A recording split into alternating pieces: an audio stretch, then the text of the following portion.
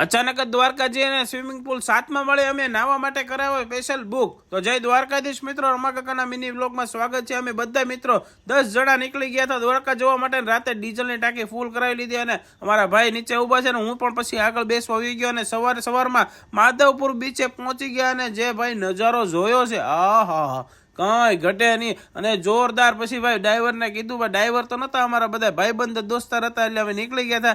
જોરદાર પછી જવા દીધી ગાડી, આ બાપ માથે ચડી ગયો હું અને દ્વારકાધીશ મંદિરના દર્શન થઈ ગયા હોય ને પછી તો હું ઘટે જિંદગીમાં. અને સાથે અહીંયા ગેટના પણ દર્શન થઈ ગયા છે. અને સ્પેશિયલ તો અમે ભાઈ પહેલા તો નાહી ધોઈને દર્શન કરવા જવા માટે 7માં મળે બુક કરાવી દીધો હતો. અહીંયા તમારે આવવું હોય ને દ્વારકાની નજીક જ, મંદિરની નજીક જ, હોટલનું નામ પાછળ મેં દેખાડ્યું છે, જલ્દીથી પહોંચી જજો. અને ભાઈ દ્વારકાધીશના અહીંથી પણ દર્શન જોરદાર થઈ જાય છે. પાસે જઈને પણ તમને દર્શન કરાવી દો ને. રાતે પણ દ્વારકાની નગરીમાં અમે ગયા હતા અને પછી જે રાતે ગોમતી ઘાટે બેસવાની યાર મજા આવે છે. દર્શન થાય ને સવારે વહેલા જાગીને પણ પહોંચી ગયા દ્વારકાધીશની મંદિરના ધજાના દર્શન કરવા માટે. ધજા ચડતી થઈને અમે દર્શન કર્યા. જય દ્વારકાધીશ. પછી જે અમારે મહુવામાં છાશ મળે છે, કાળી કાળી ભેની ધોળી ધોળી છાશ, તો પીવા માટે દ્વારકાધીશ પૂર્જનમાં પહોંચી જજો. અને સાથે અમે યાર બેટ દ્વારકા જવા માટે પણ નીકળી ગયા હતા. પછી મિત્રો સાથે મજા આવે. પાછળવાળા ભાઈ કહેતા છે કે હારો મને લઈ લીધો વિડીયો. પછી બેટ દ્વારકાના દર્શન કરીએ અને ભાઈ શિવરાજપુર બીચ પહોંચી ગયા અને ભાઈ જોરદાર મોજ કરીને પછી ડાયરેક્ટ ઘરે આવી આવ્યા.